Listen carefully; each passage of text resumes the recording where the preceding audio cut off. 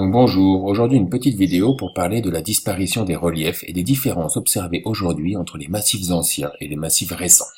Si je regarde une carte de la Bretagne, le massif armoricain, qui appartient à la chaîne hercynienne, je m'aperçois que les roches présentes sont surtout des granites et des diorites, c'est-à-dire des roches plutoniques, et que les roches sédimentaires sont quasiment absentes, représentées ici par les couleurs vertes et bleues, donc quasiment absentes du massif armoricain. Par contre, si je regarde le massif alpin, je m'aperçois que c'est le contraire. Les roches à l'affleurement sont surtout des roches sédimentaires qui ont été plissées par les forces de compression. Donc, comment expliquer cette première différence? La deuxième grande différence entre le massif récent et les massifs anciens, c'est l'altitude. En effet, le massif armoricain a une forme de pénéplaine et une altitude maximale de 416 mètres. Les massifs alpins a une forme de relief montagneux avec une altitude de 4810 mètres. Donc on voit donc de grandes différences entre ces deux types de massifs. Alors pourquoi s'ils sont nés des mêmes circonstances? Donc le massif hercynien était une chaîne de montagnes mondiale qui est née il y a 300 millions d'années. Donc depuis 300 millions d'années, il y a d'abord eu ce qu'on appelle un phénomène d'érosion mécanique. En effet, l'alternance gel-dégel fait entre le jour et la nuit dans les chaînes de montagnes fait que l'eau pénètre dans les roches le jour sous forme liquide, la nuit elle gèle, elle va exercer des pressions puisque l'eau augmente de volume en passant à l'état solide et va donc créer ce qu'on appelle des diaclases. Ensuite viendra une altération chimique, c'est-à-dire que l'eau va dissoudre certains éléments des minéraux constituant du granit, et petit à petit, le granit sain se transforme en granit altéré, puis en arène granitique.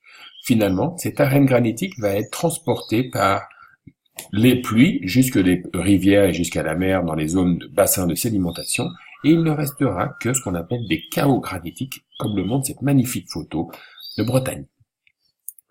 Alors, la deuxième explication, après l'érosion pour la diminution de l'altitude des vieux massifs, c'est ce qu'on appelle l'effondrement des chaînes de montagne. En effet, au moment de la naissance d'une chaîne de montagne, les forces de compression, ici en bleu, sont supérieures aux forces, ce qu'on appelle les forces de volume, c'est-à-dire poids de la chaîne de montagne et principe d'Archimède.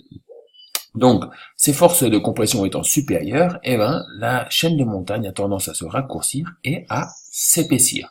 Lorsqu'on arrive à l'équilibre, l'érosion va commencer à jouer et l'érosion plus la diminution à la fin de l'orogénèse des forces de compression vont faire que le poids va devenir supérieur à la force de compression.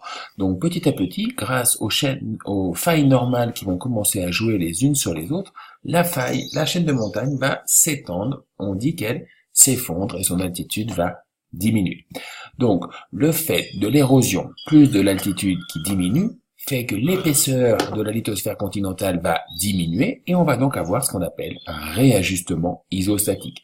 Ce réajustement isostatique va faire remonter en surface la racine crustale et va donc faire remonter à la surface, grâce à l'érosion, des roches formées en profondeur comme des granites, comme les migmatiques et certaines roches métamorphiques.